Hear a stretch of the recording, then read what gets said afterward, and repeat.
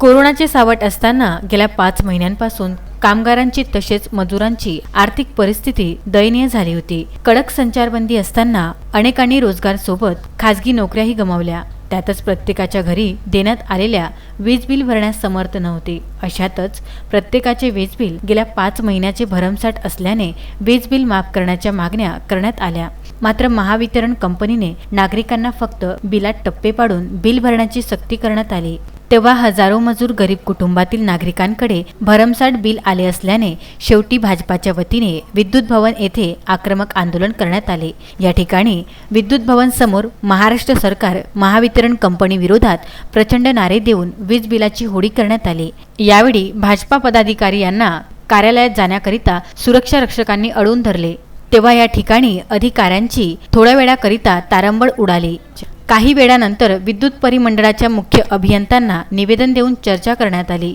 यावेळी भाजपाचे प्रवक्ता शिवराय कुलकर्णी, प्राध्यापक रवींद्र खांडेकर, मंगेश खोंडे, धीरज बारबुद्धे, प्रकाश सरदार, लता देशमुख सह भाजपाचे नगरसेवक तसेच पदाधिकारी मोठ्या संख्येने उपस्थित होते।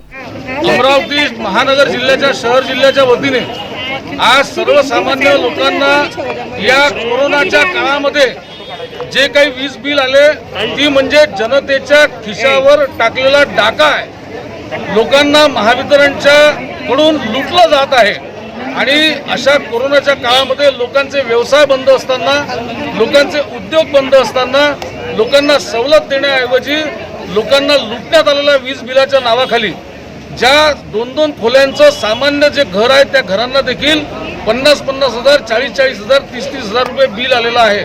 आणि हे बिल कुठून भरायचं हा सर्वसामान्य माणसाला प्रश्न पडलेला आहे। आता वीज वितरण कंपनीने त्यांना धमक्या देणं सुरू केला की तुम्ही जर बिल भरलं नाही तर तुमची वीज आम्ही कट करून टाकू, तुमच्यावर कारवाई करू, या त्याच्या धमक्या देणं सुरू आहे।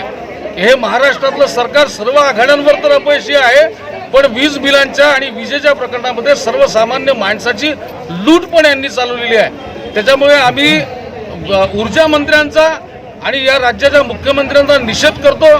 त्यांनी त्यांचं राज्य चालवण्यासाठी सर्वसामान्य माणसाच्या घरावर डाका टाकू नये हे आमची त्यांना विनंती आहे। आणि आम्ही जोपर्यंत आमचे वीज बिल कमी करून मिळणार नाही तोपर्यंत आम्ही वीज बिल भरणार नाही।